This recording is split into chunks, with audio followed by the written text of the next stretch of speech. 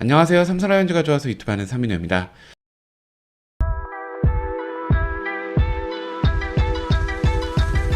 이번 주 월요일까지만 하더라도 여러 야구 커뮤니티에 삼성의 디아즈 교체설이 있었던 것으로 알고 있는데, 기아와의 평일 시리즈 좋은 활약을 보이니까 그 말이 쏙 들어갔죠.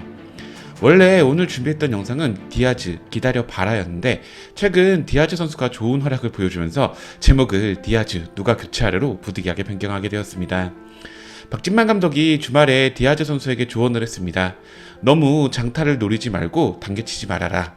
그 말이 적중했던 것인지 디아즈 선수는 지금 좋은 활약을 보이고 있고, 사실 저도 그 말을 한번 해볼까 생각을 조금 하긴 했습니다. 오늘 영상에서는 디아즈 선수에 대한 이야기를 자세히 해보도록 하겠습니다. 메이저리그 28십 스케일에서 디아즈 선수는 2021년 마이너 시절 타격 45, 파워 55, 주루 35, 어깨 50, 수비 50으로 평가받았습니다. 최상급의 파워를 가지고 있고 꽤 좋은 타격으로 삼진을 잘 안 당하는 선수라는 것이 큰 장점으로 평가되었습니다. 디아즈 선수의 타격의 큰 장점은 큰 스윙 아크를 가지고 있지만 빠른 배트 스윙을 가지고 있어서 양질의 타구를 잘 날리는 장점을 가지고 있다는 부분입니다. 작년 멕시칸 리그에서 75경기 타율 3할 7푼 5리 19홈런 77타점 OPS 1.099를 기록하였고, 아시다시피 맥키넘 대체 선수인 카디나스 선수의 대체 선수로 삼성 유니폼을 입었습니다. 멕시칸 리그의 수준은 미국 마이너 AA와 AAA 사이쯤으로 평가됩니다. KBO보다 살짝 밑으로 평가된다고 보시면 좋을 것 같습니다. 디아즈 선수의 타격에서의 장점은 단순히 파워가 강하다는 것이 아닌 좋은 신체 조건으로 큰 스윙 아크를 보여있고 배트 스피드가 빠르다는 것입니다. 이 얘기를 시작하는 이유가 디아즈 선수가 어떤 타격을 KBO에서 추구해야 하는지 이야기하고 싶어서 얘기했습니다. 디아즈 선수는 위즈덤, 데이비슨 같은 거포 유형의 타자가 아닙니다. 이들보다 파워는 조금 부족하지만 좋은 신체 조건을 가지고 있고 타격 시 맞는 면이 넓어서 양질의 타구를 잘 날리는 것이 장점입니다. 2021년 메이저리그 평가에 의하면 디아즈 선수는 공격적인 타격을 추구하고 볼넷이 적은 낮은 출루율의 선수지만 좋은 컨택 능력을 가지고 있어 풀스윙 히터로 모습을 보인다 얘기되었습니다. 멕시칸 리그에서도 모든 타격 지표가 상위권이지만 볼넷 수는 20개로 전체 21건 밖으로 유일한 단점이었습니다. 다만 삼진수도 54개로 타석 대비 크게 많은 편이 아니었고, 어찌되었든 인플레이 타구는 잘 만들었던 것으로 볼 수 있습니다. 우리는 대부분 디아즈 선수는 김영훈 같은 스타일이라 생각하지만 오히려 디아즈 선수는 발 느리지만 파워 좋은 구자욱 선수라고 보시면 좋을 것 같습니다. 디아즈 선수는 타격에서 높은 포텐을 가지고 있습니다. 하지만 디아즈 선수는 두 가지 큰 약점을 가지고 있습니다. 먼저 첫 번째는 매우 느린 발입니다. 디아즈 선수의 주력은 정말 심각할 정도로 느립니다. 2022년 빅리그에서 스플린트 하이 6%를 기록했고, KBO에서 디아즈 선수랑 스피드가 비슷하다고 얘기되는 선수들은 이원석, 유강남, 김범석, 김용준으로 대부분 포수 포지션의 선수들입니다. 앞에서도 얘기했지만 디아즈 선수는 뛰어난 파워와 맞는 면이 넓은 투구의 스윙으로 발이 빠르다면 2루타가 많은 스타일입니다. 하지만 디아즈 선수는 발이 매우 느려요.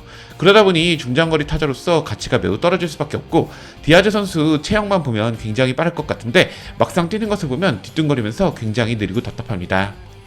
디아즈 선수 두 번째 약점은 출루율입니다.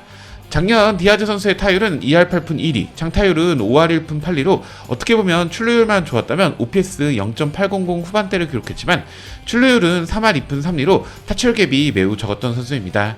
올 시즌 역시 지금까지 타율 2할 8푼 3리로 생각보다 나쁘지 않지만 출루율은 3할 1푼 4리로 매우 낮은 모습이고, 같은 포지션에 박병호 선수가 타율이 2할 1푼밖에 안 되지만 출루율은 3할 2푼 7리로 더 높기에 전체적인 성적은 지금 박병호 선수가 우위입니다.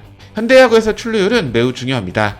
최근 야구에서 흔히 얘기하는 OPS는 온베이스 플러스 슬러깅의 줄임말로 말 그대로 출루율 더하기 장타율입니다. 디아즈 선수는 이 부분에서 장타율은 나쁘지 않지만 출루율이 매우 낮기 때문에 큰 손해를 보고 있습니다.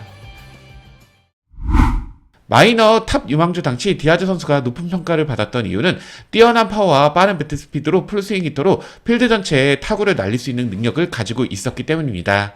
그리고 생각보다 좋은 컨택 능력으로 삼진을 잘 안 당했습니다. 물론 메이저리그급 변화구에 대한 대처는 매우 미숙했지만 적극적인 타격으로 볼넷이 적은 대신 삼진도 적은 선수였습니다. 오늘 영상에서 제가 얘기하고 싶은 결론을 먼저 얘기하면 디아즈 선수는 당겨치기 일변도의 거포 선수가 아니라는 것입니다. 같은 팀의 김영웅, 박병호를 생각하시는 분들 많은데 박병호 선수는 메이저리그 28십 스케일에서 한때 70 이상으로 평가받았을 만큼 메이저리그 기준으로도 아주 뛰어난 파워를 가지고 있다 평가받았습니다. 하지만 뛰어난 파워와 달리 컨택은 매우 아쉬웠는데 전성기에도 컨택률이 65% 내외를 기록했던 낮은 컨택의 선수였습니다.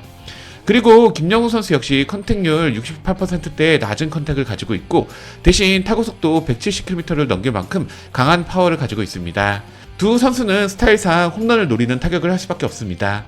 하지만 디아즈 선수는 컨택률 79% 내외로 나름 준수한 수치를 보이고 타구 방향도 당겨치기 일변도인 두 선수와 달리 의외로 작년에 좌중우 고른 타구 비율을 나름 보여주었습니다. 즉 디아즈 선수는 박병호, 김영웅 같은 거포 스타일이 아닌 오히려 스프레이 히팅이 가능한 많은 홈런을 칠 수 있는 중장거리 타자가 맞다고 보여집니다.